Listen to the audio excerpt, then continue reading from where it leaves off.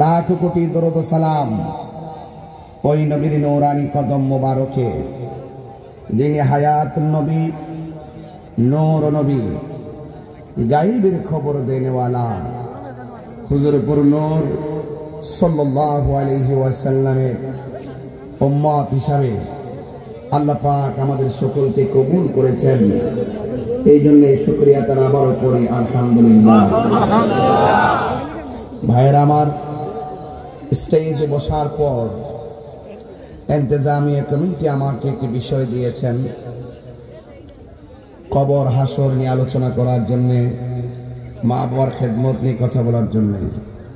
এর পূর্বে আমি একটু ভিন্ন দিকে আমার বক্তব্যকে অবতারণা করতে চাই। আজকের মাহফিলের প্রধান অতিথি আলহাজ ডক্টর মোহাম্মদ জালাল উদ্দিন শেখ। একটি মানুষের দুইটা দিক থাকে, একটা জালালি, একটা জামালি। কিন্তু নামটা যেমন জালাল উদ্দিন সাহেব, ওনার বক্তব্যের তেজ, ওনার অভিজ্ঞতা, ওনার আন্তরিকতার কথাগুলো আমাকে বেশ মুগ্ধ করেছে। তিনি বলেছেন বক্তব্যের মাঝে, এই পৃথিবীতে অনেক রাষ্ট্রে তিনি ঘুরেছেন, অনেক ধর্মের মানুষ দেখেছেন, অনেক ধর্মের মানুষের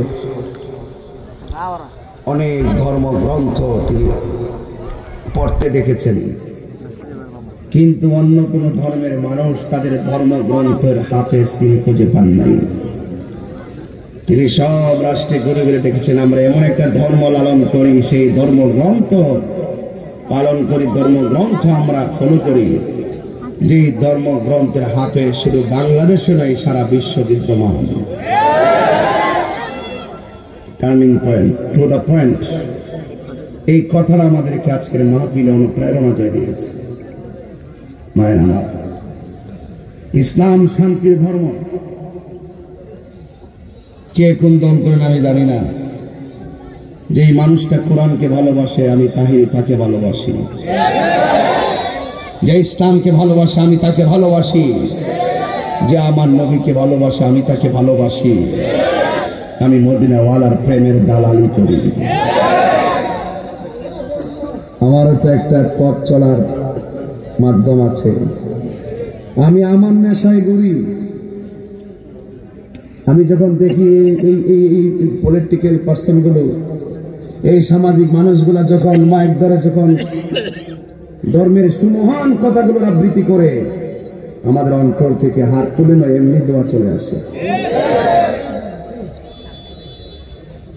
ভাইরা, বলুন ইজ্জতের মালিক কে? হায়াতের মালিক কে? মৌতের মালিক কে? মাহফিলে এনেছেন কে? বাড়িতে যাওয়ার কি সাধ্য আছে? এই চাবিকাঠি কার কাছে? আল্লাহর কাছে। আমার ভাইয়েরা, এই এলাকাটা সুন্নি অধ্যুষিত এলাকা। পাশে হাসিমপুর দরবার আছে, সুন্নিয়তের ক্যান্টনমেন্ট।